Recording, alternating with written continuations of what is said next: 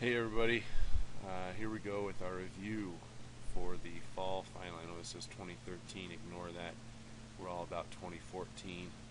How could I forget to change that? Alright, so here's you go. Help sheet, one piece of paper, 8.5 by 11. You can make a notebook, you can make a printer, you can print it if you would like. Use like 2-point font. You can bring in a magnifying glass, make it as small as you want.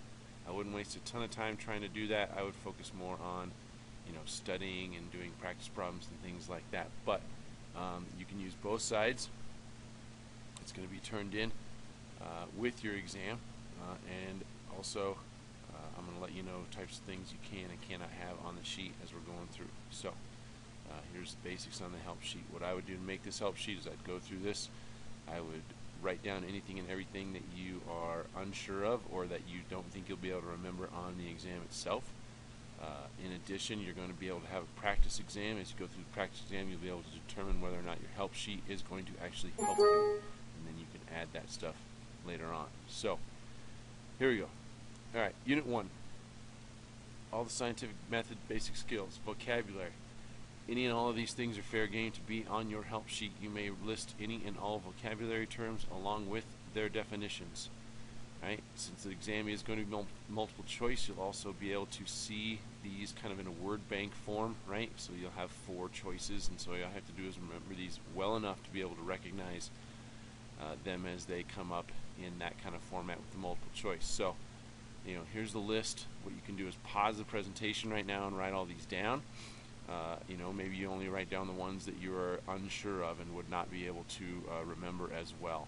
Or maybe the ones that you missed if you missed any earlier on in the year. So pause it now, copy all these, and then you can go back and find them later. Alright, so here's the kinds of things that you need to be able to do for Unit 1. Count sig figs within a measurement, calculate with sig figs, all that good stuff.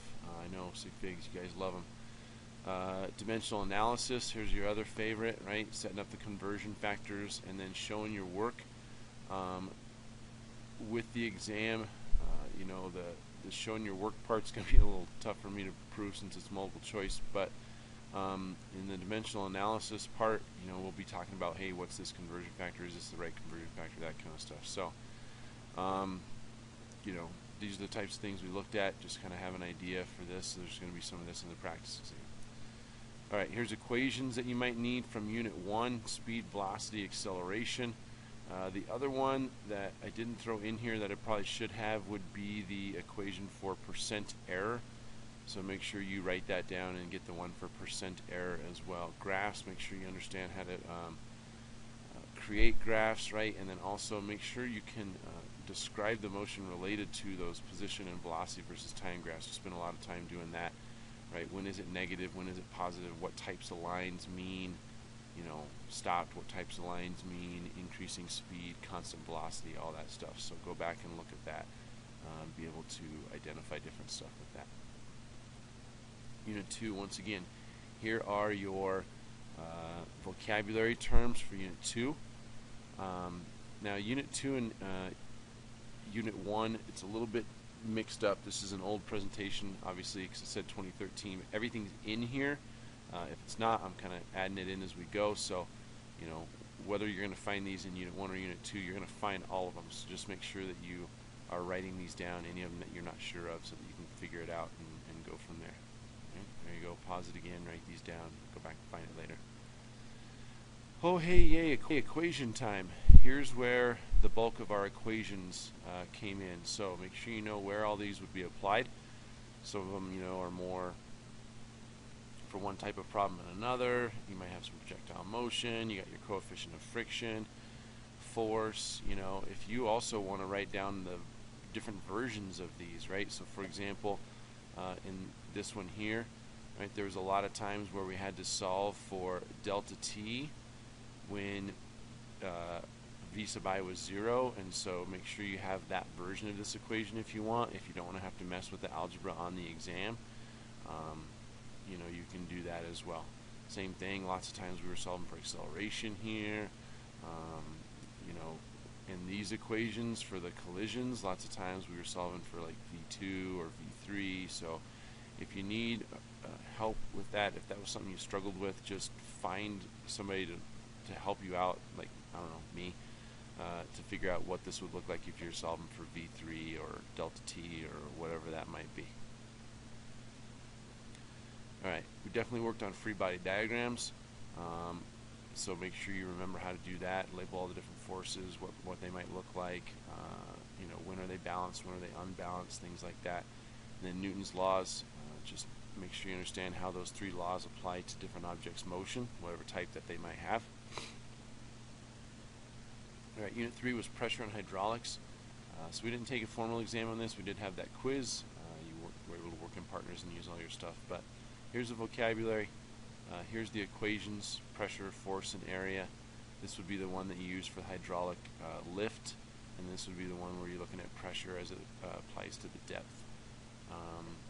So just kind of go back through. All those tutorials are on my website as well if you want to go back through and look at any and all of those. So, you know, pause it as you need to. I'm just going to keep rolling here. Concepts from Unit 3. Here you go. I mean, these are the types of things we had to do. This wasn't all that long ago, so I'm not going to talk through this a lot. You should have a lot of this a little more fresh in your brains, hopefully. The purpose of this is to kind of get you to think about everything we've covered and to remind you of some of the stuff from earlier in the semester. It's been a while, right? Time flies when you're, well, you know how that goes. Unit 4, energy.